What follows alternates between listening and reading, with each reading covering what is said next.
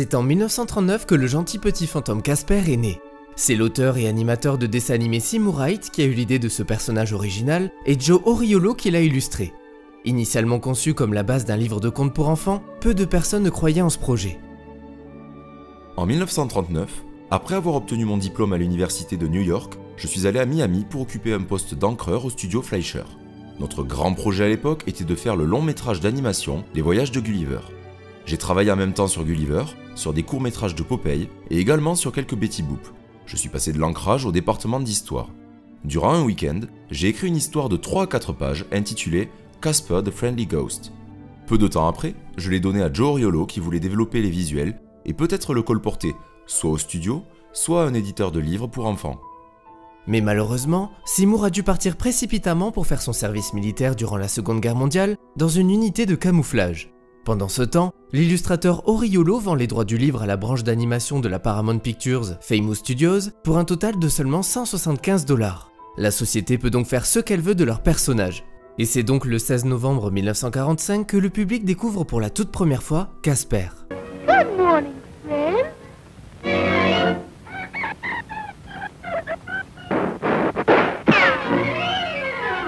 Le personnage apparaît à nouveau dans 2 autres dessins animés ultérieurs en 1948 et 1949.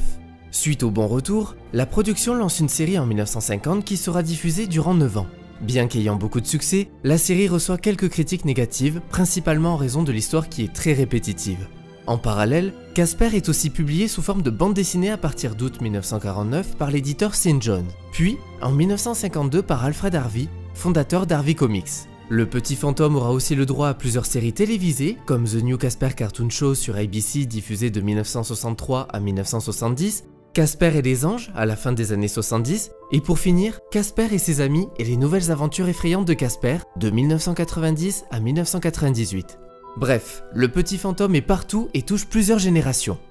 De leur côté, Steven Spielberg et son monteur Michael Kahn sont déprimés. Ils viennent de boucler la liste de Schindler et veulent maintenant passer à quelque chose de plus léger. C'est à ce moment-là que le réalisateur de Jurassic Park se dit que c'est le bon moment pour sortir un film autour de Casper. Il fait appel aux 2 scénaristes Dina Oliver et Sherry Stoner, qu'il a connus au moment où elle travaillait sur Tiny Toons. Selon Steven, elles forment un excellent duo et savent écrire des choses très drôles. Elles sont donc parfaites pour le projet. Je pense que notre expérience en dessin animé nous a aidé à explorer toutes les possibilités d'un espace. Quand on rédige des dessins animés, on dispose d'un espace. On se dit, que pourrait utiliser un personnage dans cet espace ? Nous étions très ouvertes à ce genre de choses. Habituées aux films d'animation où on peut se lâcher quasiment tout faire, les 2 femmes ne se mettent aucune barrière. Elles s'amusent donc à introduire leur logique de dessin animé dans le monde réel. Elles proposent très vite une histoire qui raconte les mésaventures de Carrigan qui vient de perdre son père. Celui-ci a légué sa fortune à des œuvres de charité et n'a laissé à sa fille qu'un vieux manoir abandonné. De rage, elle jette le testament au feu, faisant apparaître un message indiquant qu'un trésor y est caché. Boucanier et butin d'or, Whipstaff détient un trésor. Un trésor ? Sauf que le manoir est habité par des fantômes. Salut, je suis Casper. Elle engage alors James Harvey, un parapsychologue, afin de se débarrasser des revenants. Ce dernier s'installe au cœur du manoir avec sa fille Kat, qui fait très vite la connaissance de Casper, un jeune fantôme. Salut. Une histoire plutôt classique mais qui, en réalité, propose des thèmes très étonnants pour un film pour enfants. En effet, Dina et Sherry abordent des sujets comme le deuil, la maladie, la famille et les souvenirs. Tout ça saupoudré de gags visuels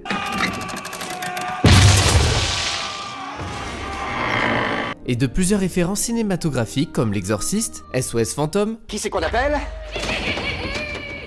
Quelqu'un d'autre. On peut entendre également une réplique de Terminator juste ici. Viens avec moi si tu veux vivre. Le magicien d'Oz.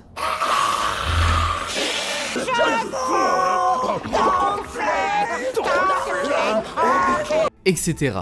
Fait amusant, quand le docteur Harvey se regarde dans le miroir, son visage se transforme rapidement en celui de Clint Eastwood, de Rodney Dangerfield et enfin celui de Mel Gibson. Mais dans cette séquence, il devait y avoir un autre caméo, celui de Steven Spielberg. La scène a d'ailleurs été tournée, mais au moment du montage, il y avait tout simplement trop d'apparitions. Donc l'apparition de Steven a fini par être coupée. Au niveau de la réalisation, c'est tout d'abord le metteur en scène de The Crow, Alex Proya, qui est engagé. Mais suite à des différences artistiques, il se retire très vite du projet. l'un de mes films préférés de tous les temps est Le Magicien d'Oz. J'aimerais réaliser un film de ce style un jour. Casper semblait être l'occasion parfaite pour faire un très bon film pour enfants, avec une résonance émotionnelle vraiment solide. Malheureusement, le projet a commencé à s'éloigner de son potentiel. C'est la raison pour laquelle j'ai poliment tiré ma révérence. Mais dans le making-of, nous n'avons pas la même version. L'un des producteurs, Colin Wilson, dit clairement qu'il y a eu des disputes et qu'ils ont dû changer de cinéaste au moment de la pré-production. Se retrouvant sans metteur en scène, Spielberg pense tout de suite à Brad Silberling, qui pourtant n'avait jamais réalisé de long métrage avant. En fait, le jeune homme n'avait été qu'assistant de production pour une émission pour enfants diffusée à la télévision. Lorsqu'il reçoit l'appel, il n'en revient pas et pense qu'ils se sont trompés de Brad. Le débutant ne sait pas quoi dire et accepte cette opportunité, mais pas sans crainte. Et on peut le comprendre, il se retrouve à la tête d'un projet cinématographique d'une valeur de 40 millions de dollars, rempli d'images de synthèse et d'effets spéciaux, avec comme producteur Spielberg. Ça fait beaucoup là, non? D'ailleurs, Casper devient le tout premier film dont le héros principal est en images de synthèse.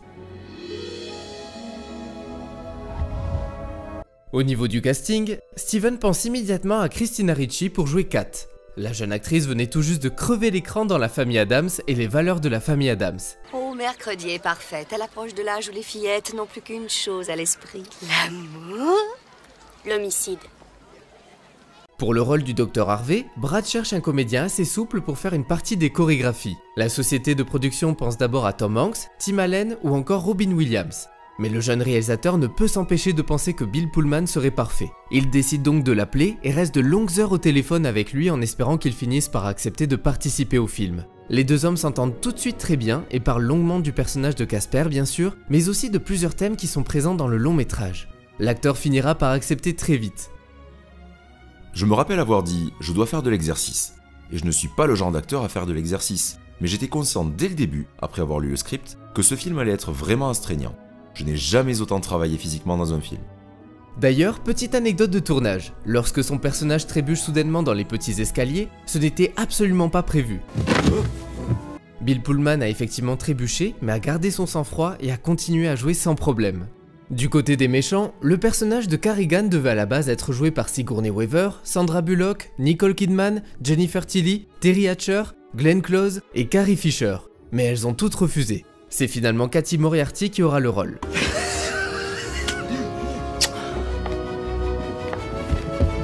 Et Dips est interprété par Eric Idle, qu'on a pu voir dans les Monty Python. À la base, Dips n'était pas très bien défini dans le script. L'acteur s'est donc amusé à développer son propre personnage. Le duo va si bien fonctionner qu'il y aura quelques petites improvisations par-ci par-là, et une bonne ambiance régnera sur le plateau.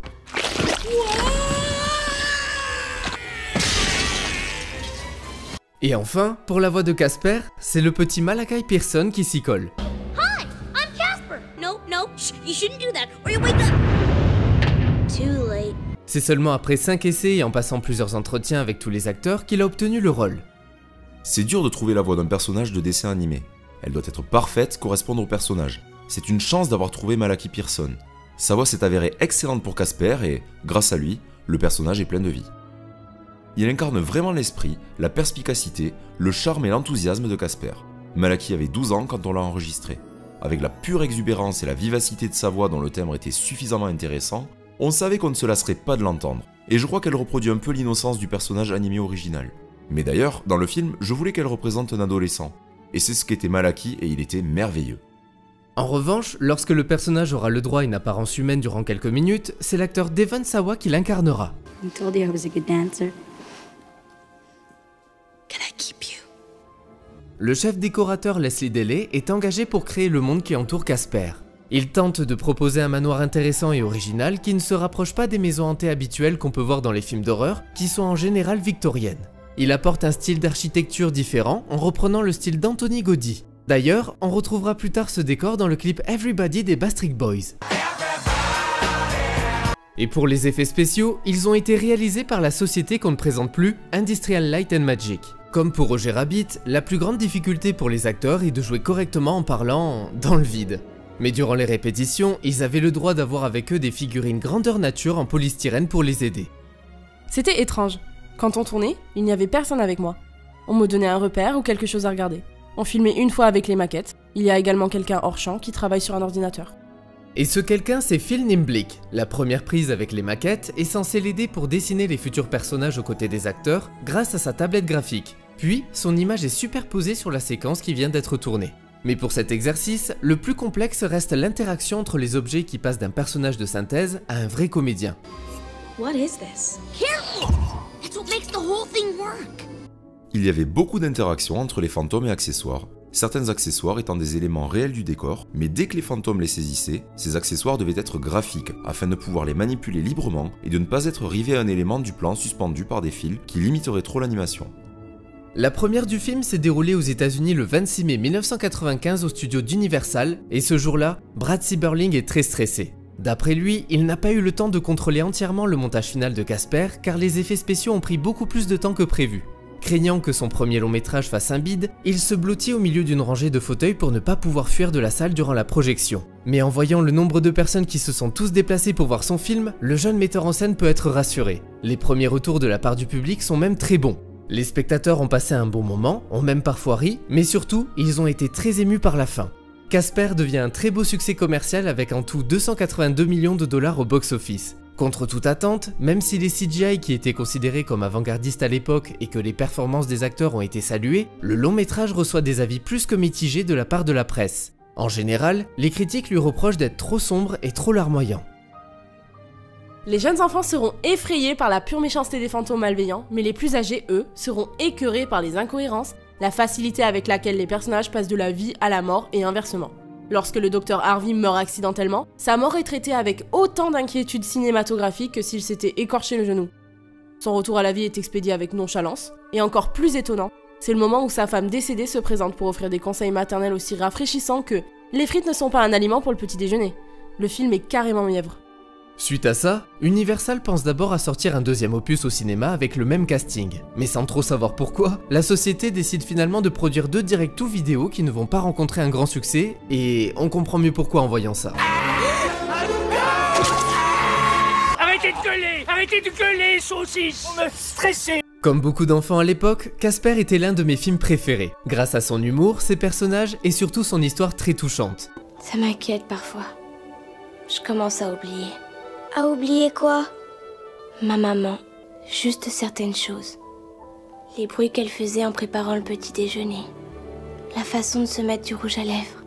Je me rappelle très bien. Elle utilisait du savon qui sentait bon. Je l'ai revu il n'y a pas longtemps, en ayant un peu peur d'être déçu car j'ai 27 ans maintenant. Oh putain le coup de vieux. Et finalement ça va, la magie est toujours là, bon, sûrement à cause de la nostalgie certes, mais aussi parce que c'est un très bon divertissement comme on n'en fait plus. C'est un bonheur de se replonger dans cette ambiance des années 90. Malgré tout, mes yeux d'adulte n'ont pas pu s'empêcher de voir certains défauts, comme Casper qui peut toucher et porter des objets, mais ne peut pas toucher la main de Kat. Ou encore la deuxième partie du film qui est bourrée de facilité scénaristique, avec toutes ces morts qui s'enchaînent avec beaucoup trop de légèreté. On va se saouler jusqu'à plus soif. Venez, venez! C'est limite absurde. Mais tout ça, ça passe. Parce que la musique de James Horner nous emporte. Parce que le casting est excellent. Et parce que les effets spéciaux sont toujours aussi convaincants. Malgré les années, Casper reste un film honnête, plaisant à voir et à revoir et qui me rappelle, avec beaucoup d'émotion, une époque plus légère, une époque plus douce.